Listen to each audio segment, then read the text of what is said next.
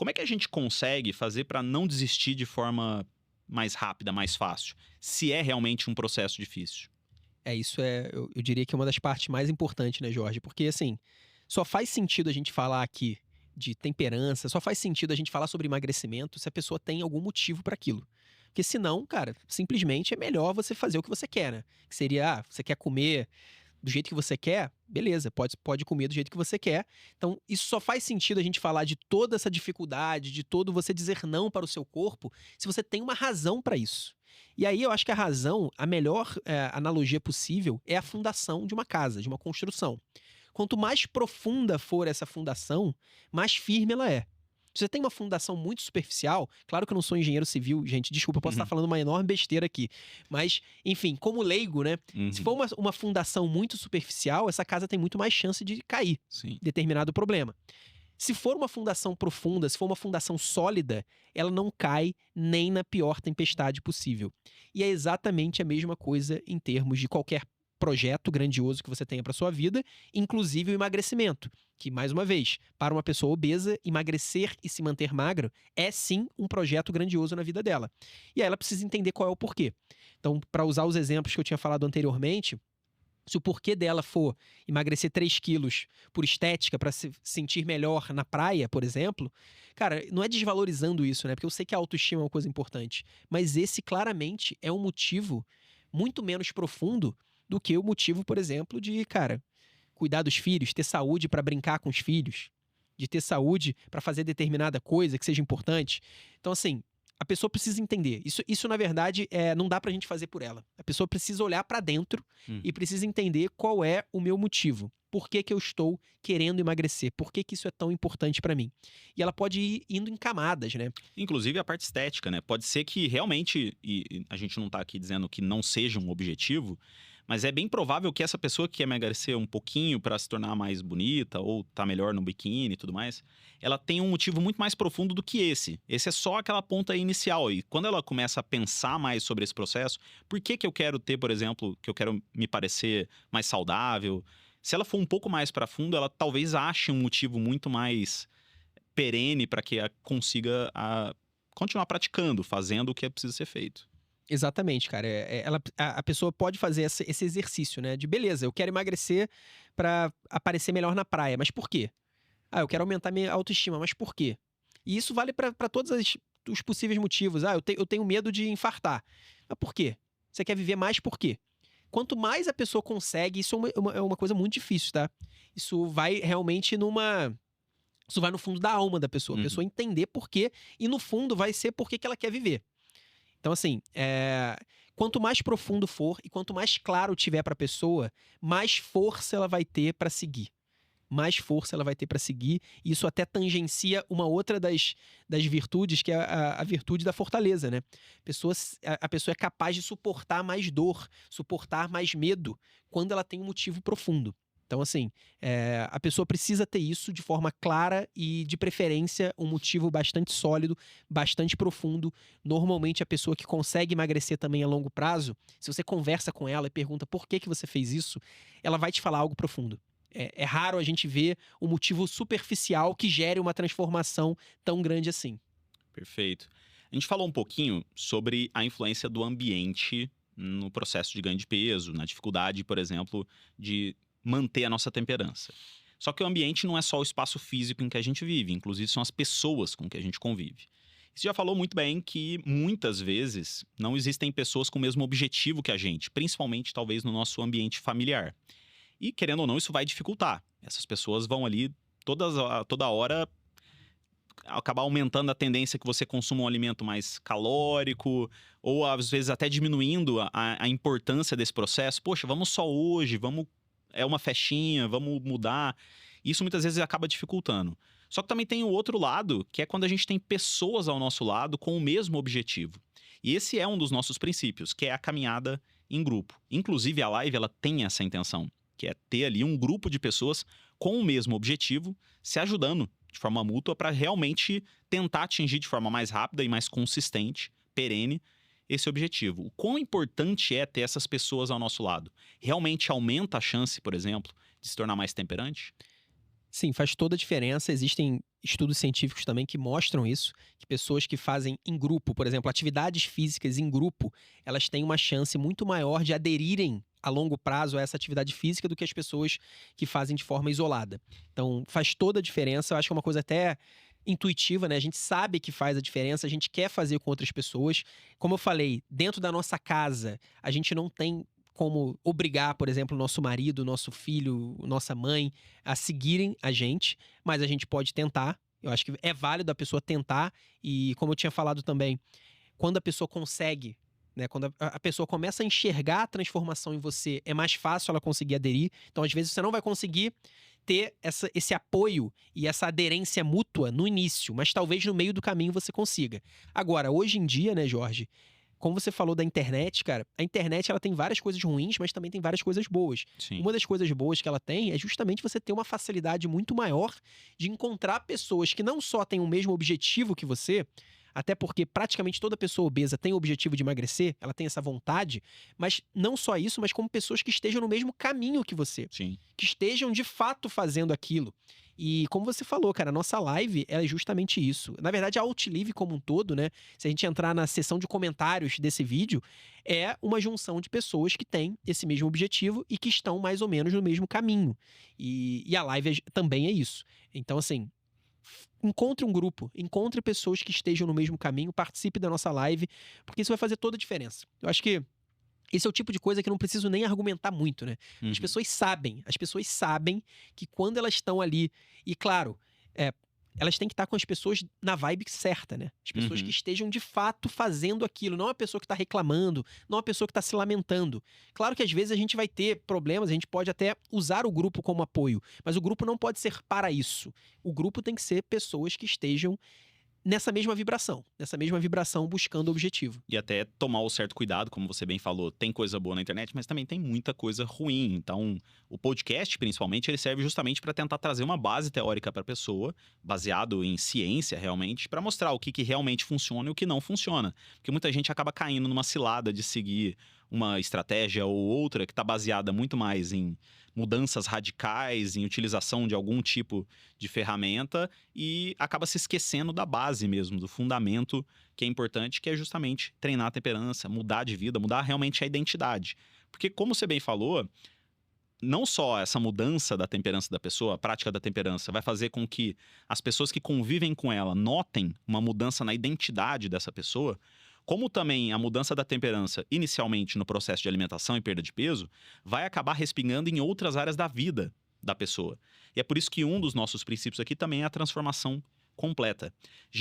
Realmente dá pra gente falar que o caos gera caos e a ordem ela tende a gerar cada vez mais ordem? Isso eu acho que é muito importante, as pessoas subestimam a importância disso, né? Porque a pessoa pensa, cara, eu preciso emagrecer, então eu preciso mexer na minha alimentação. No máximo eu vou mexer também, tentar fazer uma atividade física, mas o foco é esse. O resto eu vou manter minha vida do jeito que tá. Mas como a gente tá falando o tempo todo aqui, essa pessoa que consegue emagrecer de vez é uma pessoa que muda muito mais do que o próprio corpo. A pessoa teve uma transformação profunda. E a transformação profunda vem da temperança. A temperança é uma virtude. A temperança não é uma virtude da alimentação, não é ligada à alimentação. Ela atua também na alimentação, mas ela atua na vida inteira. Então essa pessoa vai precisar ter uma grande transformação psicológica, uma transformação moral, né? Porque a virtude é justamente uma questão moral e nessa direção, a pessoa vai precisar ser uma pessoa que tem um autodomínio maior. E, cara, não dá para você focar só na alimentação. Então, na nossa visão, a pessoa, claro, ela vai ter várias mudanças na alimentação dela, vai ter mudanças na atividade física, mas ela também vai tentar implementar outras mudanças temperantes na vida dela como um todo. Então, por exemplo, no sono. O sono é outra área fundamental na nossa saúde e que pode ser trabalhada a partir da temperança. Várias questões psicológicas, né? Enfim, existem várias maneiras de você treinar a sua temperança que não sejam só alimentação. Quanto mais você fizer isso, e aí, mais uma vez, né, importante, lembrando do primeiro princípio do treinamento, a gente não está falando aqui da pessoa pegar uma vida caótica e transformar numa vida perfeita em todas as áreas da vida. Não. O que a gente está falando aqui é de um jogo de longo prazo. Um jogo de anos. Então a pessoa, ela não vai parar na alimentação. Ela vai continuar em outras áreas na vida dela, mas sempre um passo atrás do outro. Nunca ela vai tentar dar um salto. Ela vai dar passos firmes, mas que afetem também outras áreas da vida dela. Aí sim, ela daqui a 3, 4, 5 anos, ela não só vai se ver uma pessoa magra, porque ela vai conseguir emagrecer e vai conseguir manter, mas ela também vai se ver uma pessoa com autodomínio, com autocontrole maior em várias áreas da vida dela. Perfeito. Bom, e a gente chega no último princípio, que é justamente temperança é a prática vitalícia. E você falou muito bem lá no início de que a pessoa ela só é temperante enquanto ela pratica esse hábito. Chegou o momento em que ela deixa de ser temperante, se ela não está praticando, ela deixa de ser. E muitas vezes as pessoas acabam, inclusive, associando isso a um hábito, né? Pô, tudo bem, eu tenho um comportamento aqui que eu quero praticar. Se existe um momento em que aquilo vira um hábito ou que eu me torno temperante e eu posso deixar de me preocupar com o processo, como que funciona isso? Se eu me tornei temperante, eu posso parar de me preocupar com aquilo ou não? Pelo contrário, eu tenho que ter cada vez mais cuidado para melhorar essa temperança e não baixar a guarda. Assim, a temperança, como eu falei, é uma categoria de ordem prática. Então você nunca tem a temperança, você nunca tem um hábito. Você está praticando um hábito. Você no final perguntou se a gente vai ter que ter cada vez mais cuidado ao longo do tempo. Eu diria até que não. Ao longo do tempo, quanto mais tempo você permanece temperante, quanto mais tempo você permanece num hábito, mais fácil é você continuar fazendo. Agora, a facilidade não significa que você possa simplesmente abandonar. Você precisa continuar sempre com a guarda alta. Então, vai ficar mais fácil, vai ficar menos difícil, mas sim, você vai precisar se preocupar em fazer aquilo todos os dias. Da mesma forma, como eu já tinha citado, um atleta que tem o melhor condicionamento físico do mundo, cara, se ele para de treinar, se ele para de se preocupar com a alimentação dele, ele vai deixar de ter esse condicionamento físico. E ele deixa rápido, né? Uhum. É mais ou menos aquela coisa que construir um castelo de carta é muito difícil, né, cara? Mas derrubar, um sopro derruba. Então, assim, é aquilo, fica mais fácil ao longo do tempo. Então, cada vez mais, uma pessoa que foi obesa 10 anos atrás e nunca mais voltou a engordar, cara, essa pessoa tem muito mais facilidade de se manter magra do que uma pessoa que emagreceu mês passado.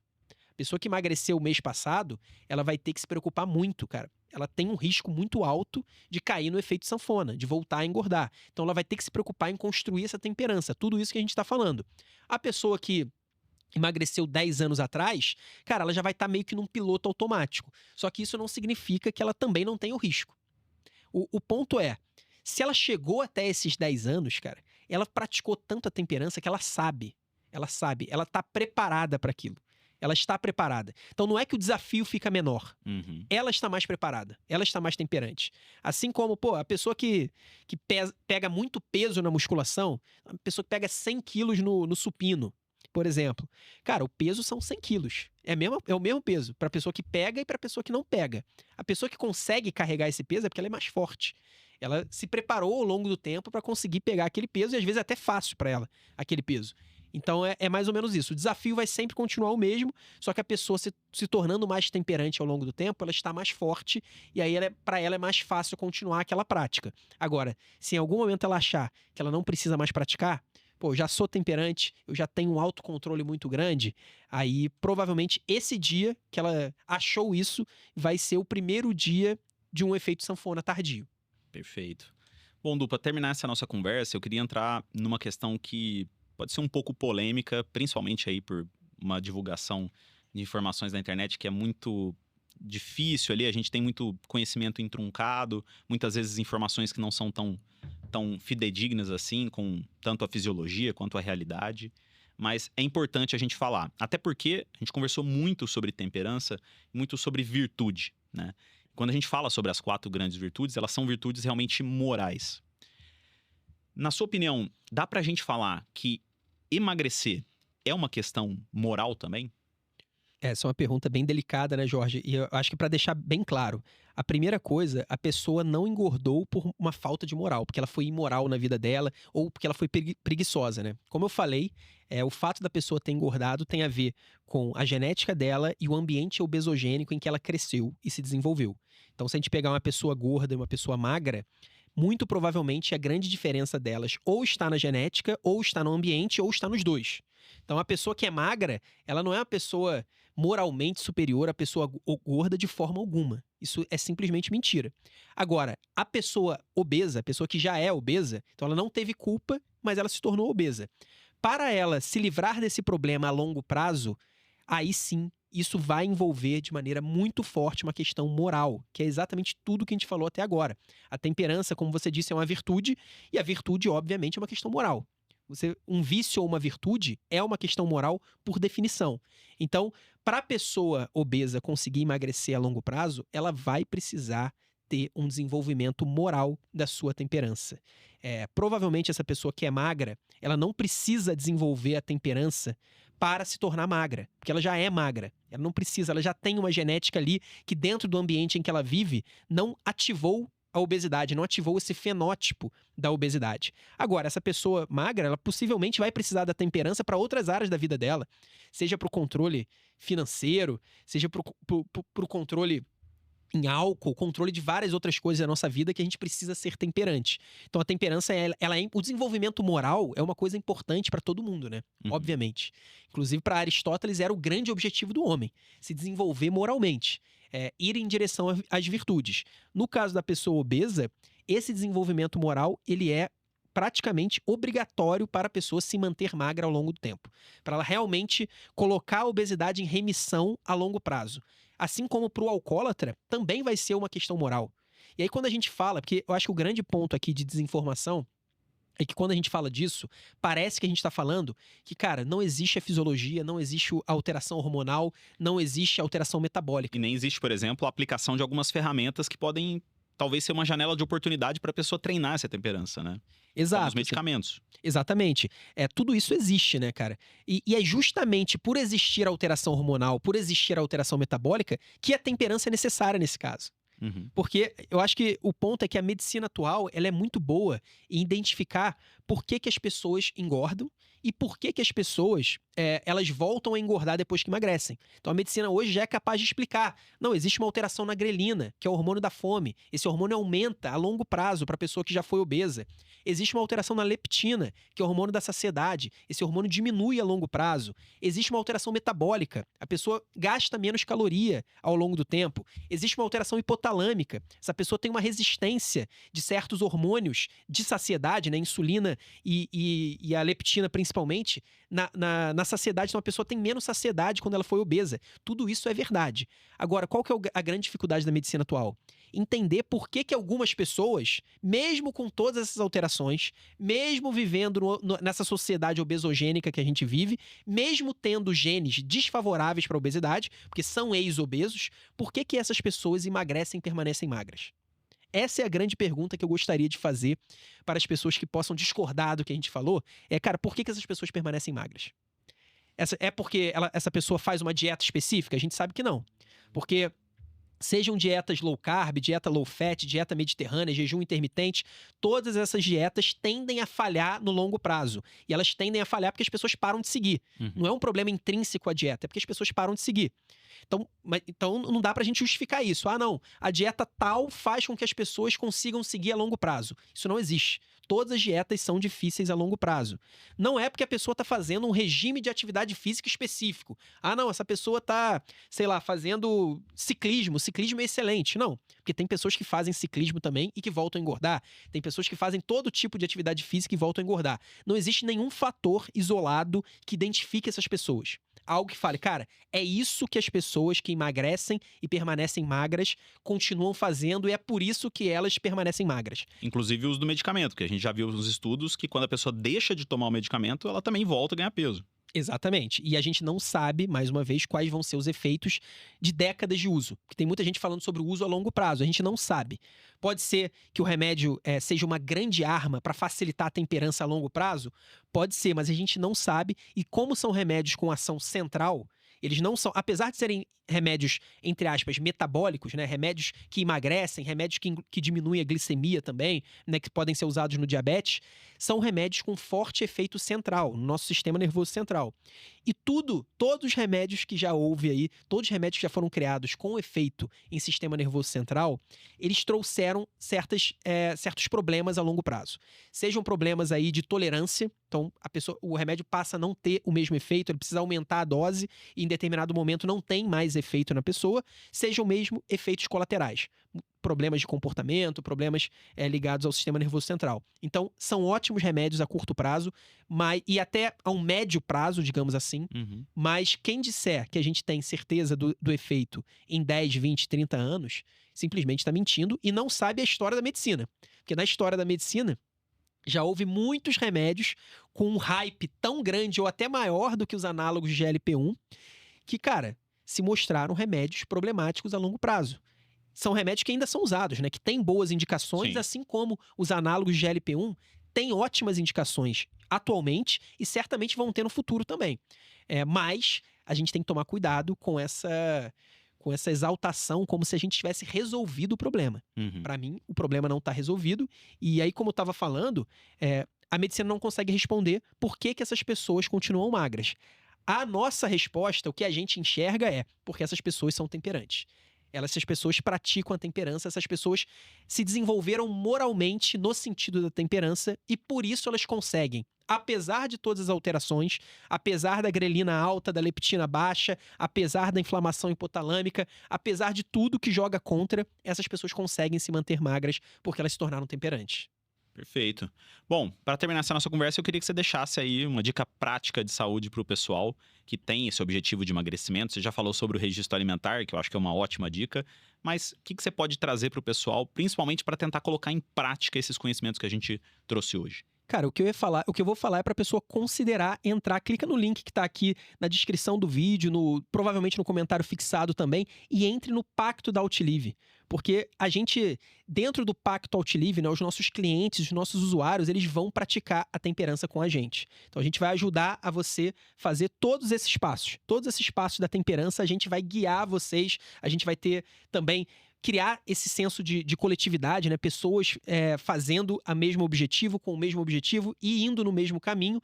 A gente vai te ajudar também a registrar os alimentos, a gente vai ter todo um sistema para isso, registrar o peso. Então, entre no Pacto da Outlive, que eu tenho certeza que vai ser a melhor forma de você emagrecer. Se você não puder, se não for o momento para você agora, pelo menos assista, acompanhe as nossas lives toda segunda-feira, às 8 horas da manhã. Coloque isso como um compromisso para você, porque, cara, a temperança ela é construída a longo prazo. Então, a gente não pode se iludir achando que a gente vai se tornar temperante da noite pro dia. Mas você precisa dar o primeiro passo. Cara, então assim, para mim o melhor primeiro passo que você pode dar é entrar no Pacto da Outlive e o segundo melhor é você começar a acompanhar as nossas lives. Claro que não são excludentes, então o ideal é que você faça os dois, mas eu tenho certeza que são as melhores alternativas para você começar a emagrecer de vez.